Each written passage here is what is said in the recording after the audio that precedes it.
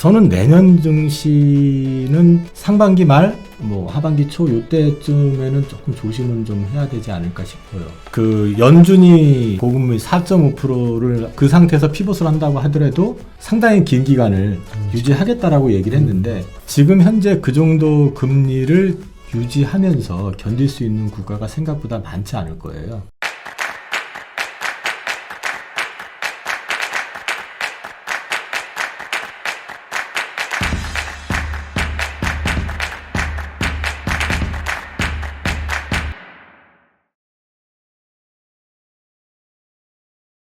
저는 내년 증시는 상반기 말, 하반기 초 요때쯤에는 조금 조심은 좀 해야 되지 않을까 싶어요.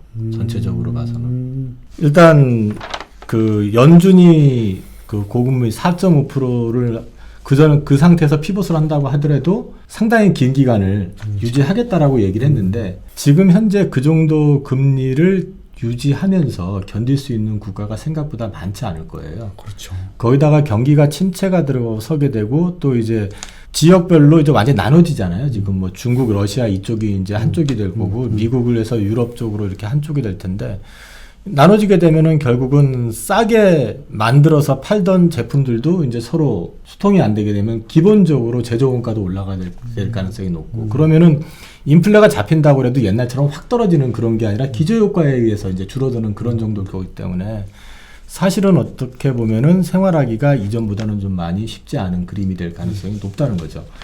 그러면은 그동안에는 사실 좀 어려워지게 되면 연준이 또는 뱅크 오브 재팬이 돈을 풀어가지고 경기 부양을 했었는데, 그렇죠. 인플레가 아슬아슬하게 잡히는 둥 마는 둥 하는데 그 시점에서 갑자기 또 돈을 확 풀 수 있겠느냐는 거죠, 또. 사실은 지금 이 인플레의 원인을 막 여러 가지로 얘기하지만 가장 근본적인 원인은 연준이 돈을 엄청 풀어버린 게 가장 큰 원인이잖아요. 그렇죠. 예. 자기들이 지금 사고를 쳐놓고 전 세계에다 인플레를 지금 수출하고 있는 그런 상황이기 그렇죠. 때문에 이거를 풀어나가는 게 우리 의지에 의해서 되는 거라기보다는 좀 시간도 걸릴 것 같고, 그래서 내년은 사실은 경기로만 놓고 보면은 그렇게 좋지 않은 그림이 나올 가능성이 높다. 결국은 침체를 갔다가 금리 인하를 가야 투자하기에는 좋은 환경이 들어오는 거잖아요.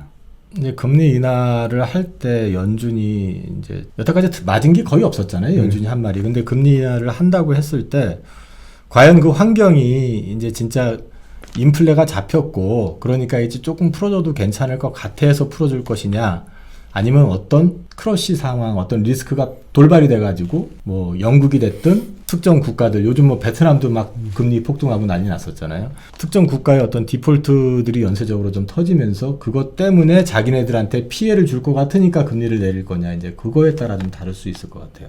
그래서 금리 내리는 게 반드시 좋으냐, 걔네들이 어떤 시점에서 어떻게 내리느냐를 봐야 될 것 같아요. 근데 그런 것 치고는 주가가 사실 금리 인상에 대비해서 거의 우리나라로 따졌을 때 바닥대에 보면 반토막이 났더라고요. 50% 정도 하락을 했다고. 어쨌든 충분히 하락한 거 아닌가? 이렇게 볼 수도 있잖아요. 이게 참 어려운 얘기인데, 우리나라는 또 달러로 환산을 하면 지수가 지금 1,500도 안 된다고 하더라고요. 1,300? 달러 환산으로 하면은 그렇다고 하더라고요. 그러면 이제 사실은 외국인들 입장에서는 거저 주울 수도 있는 단계까지 온 거잖아요. 예. 그렇게 얘기를 하는데, 사실은 이제 이론적으로만 얘기하면은 코로나 때 우리나라 기업들이 돈을 엄청 벌었기 때문에 그만큼 자산 가치도 올라왔을 거고 경제 체력도 좋아졌을 텐데 왜 주가가 이러냐 라고 하면은 사실 딱히 설명할 방법은 없어요. 근데 이제 극단의 경험을 하는 것 같습니다. 그러니까 코로나 때 돈을 엄청 풀어버리면서 정말로 자산 가격의 버블을 제대로 경험을 했고, 다시 그걸 쪼이면서 지금 이제 공포감 이런 것들이 약간 아킬레스건 같은 것들을 건드려가지고 이게 이제 자꾸 투매를 부르는, 심지어 영국의 그 연기금 같은 경우는 연기금 전체가 디폴트 상황까지 갔었다고 그러잖아요. 이건 상상이 안 되는 거잖아요, 사실은.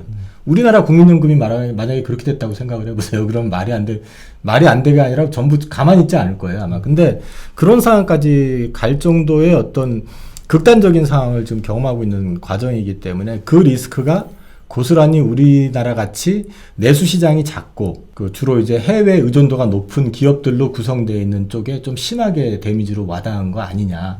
저는 그렇게 생각을 하고 있고요. 그런데 조금 긍정적으로 얘기하면 어느 시점에서 바닥을 찍고 돌아서게 된다 그러면 우리가 가장 빨리 오르겠죠. 그렇게 되면은. 근데 그 기대는 할 수 있지만 그 기간까지는 우리가 어떻게 됐든 간에 시장에서 잘 견디고 또 살아남아야지 그걸 또 누릴 수 있을 거라고 생각합니다. 네. 아까 전에 말씀했다시피 환율이 1,460원까지 갔다가 지금 1,420원 좀 약세 좀 빠지고 있는데 이 약세로 전환되고 있다고 봐야 될까요? 전 단기적으로는. 네. 이게 이제 내년에는 조금 더 지켜봐야 될 문제가 좀 있어 보이고요. 그 과거 지표로만 보면은 바닥 시그널 같은 느낌이 드는 게 좀 있어요. 그런데 지금 이제 변수가 뭐 어차피 다 아는 얘기지만은 연준이라는 그 조직이 전 세계를 다 쥐고서 컨트롤하고 있다라는 게 느껴지잖아요, 지금. 거기에 의해 가지고 그들의 어떤 움직임에 따라 가지고 전 세계 증시 또 금융시장이 다 지금 왔다 갔다 하고 있는 상황이기 때문에 이게 좋을 때는 상관이 없는데 이렇게 또 안 좋을 때 같은 경우는 사실은 이게 바닥인 것 같은데 하고 섣불리 예측하는 것도 그렇게 쉽지는 않은 것 같아요. 다만 이 지금 현 시점에서는 환율의 쏠림도 지나치게 그 단기간 내에 과다하게 쏠린 것도 있었고 그 다음에 또 최근에 이제 바닥 얘기가 나오는 와중에서 반도체 쪽에서 늘 반도체가 바닥을 찍는 공식이 마이크론 테크놀로지가 우리 감산할게, 캐펙스 투자 줄일게 하고 나면 하이닉스 나도 그렇게 할래. 삼성은 하든지 말든지 하면서 지들도 나중에 뒤에서 그냥 슬쩍 따라서 해주면서 감산을 하면서 이제 가격을 갖다가 떨어지는 걸 이제 방어를 하고 그 다음에 이제 신제품 같은 거 지금 이제 DDR5 얘기 있잖아요. 그런 것들이라든지 이런 것도 고단화되어 있는 낸드 같은 걸로 이제 제품 믹스가 바뀌면서 주가가 이제 가격이 올라가면서 주가도 이제 회복되는 그런 그림들이 일반적이었는데 이번에도 그럴 가능성은 분명히 있는데 한 가지는 이 코로나 때 풀린 돈으로 인해 가지고 특히 이제 노트북이라든지 이런 쪽에 지출이 엄청나게 많았었잖아요, 사실은요. 근데 그 지나칠 정도로 또 많이 구매를 했었기 때문에 사실은 많이 팔렸고 그러면 이제 이 교체 주기라는 게 있기 때문에 이번에도 지난번처럼 똑같이 그렇게 될까? 이게 조금 이제 좀 지나봐야지 않은 그림이다 보니까 그래서 내년에는 사실은 지금 방금 말씀드렸던 반도체 섹터 같은 경우도 이제 바닥 징후는 분명히 맞고 그래서 저도 바이코를 외쳤지만 내년에 정말 우리가 예상했던 것처럼 4분기, 1분기, 2분기까지는 안 좋다가 3분기부터 시작해서 돌아서 가지고 4분기 좋아지고 내후년에 좋아지는 그림 이게 될지는 사실은 좀 지나봐야지 알 것 같아요. 지금은 섣불리 판단하기가 어려워요. 부장께서는 연말 장세는 환율 장세라고 말씀하셨는데 네. 환율 장세라는 게 어떤 것을 말씀하셨어요? 지금 사실은 우리나라 증시가 특히 많이 두들겨 맞았던 이유가 원화가 초약세 구간이었었잖아요. 그렇죠. 네. 뭐 다른 데도 다 약세였었지만 우리가 무역수지 적자 났다고 한 다음엔 좀 유난히 많이 빠졌었잖아요. 환율의 여파로 인해 가지고 환율이 원화가 약세가 되면은 우리나라 대표 주식은 기계적으로 팔 수밖에 없거든요. 일단은.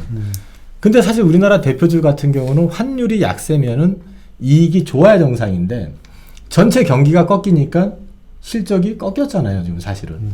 꺾였지만 과도한 쏠림에 대한 반작용이 나올 시점이라는 게 일단은 아까 말씀드렸던 것처럼 일본에서도 뱅크 오브 재팬하고 재무상이 일단 엔화의 과도한 약세에 대해서 이미 경고 시그널을 보냈고 그 다음에 그 영국에서는 감세안 했던 거 철회 이번에 사실상 했고 QT도 중단했고 그 다음에 중국은 이제 경기 부양을 하겠다는 의지를 최근에 이제 기사나 이런 걸 보면 곳곳에서 지금 나오고 있거든요.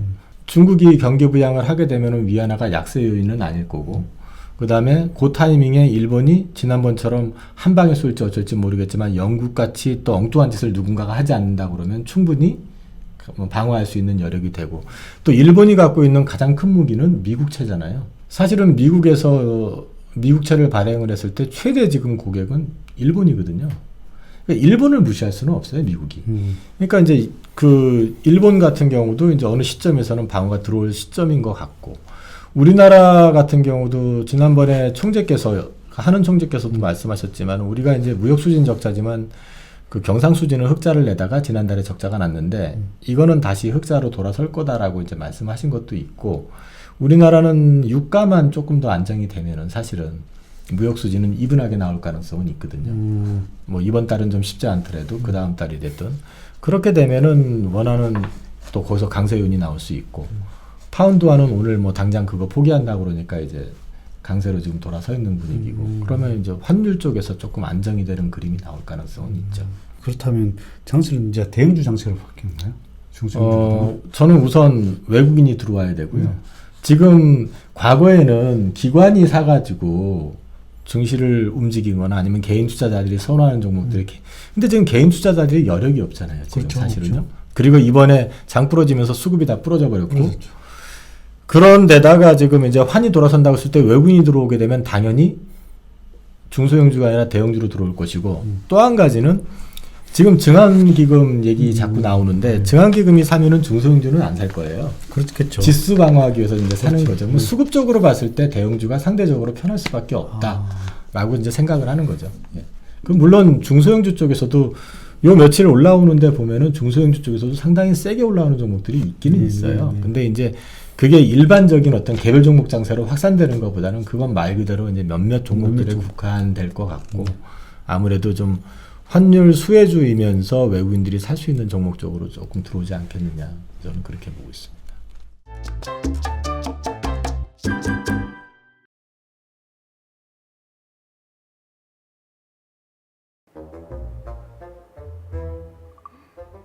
또 물렸어? 난 전생에 불나방이었나 봐. 빨간 물만 쫓다가 또 물렸어. 야, 너 개미면 개미답게 노력을 해야지. 그렇게 오만발해가지고 슈퍼개미 될 수 있겠어? 야, 걔 말이 쉽지. 막상 종목 공부하고 분석하다 보면 아니 이거는 개미 오브 개미 나도 아는 정보들인데 남들이야 모를까 싶단 말이야. 슈퍼개미 배진아님이 그러셨는데 주린이는 공부만이 살 길이다. 슈퍼개미? 누구? 성공 투자 원하니? 너희도 해봐. 불릿.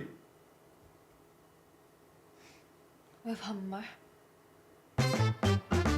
아무나 못하는 기업 분석 정보를 누구나 누릴 수 있도록 스스로 하는 성공 투자를 위한 투자 정보 플랫폼 불릿. 너희들도 될 수 있어. 슈퍼개미. 누구랑 얘기하시는 거예요? 어? 근데 아저씨 진짜 슈퍼개미예요? 나 누군지 몰라?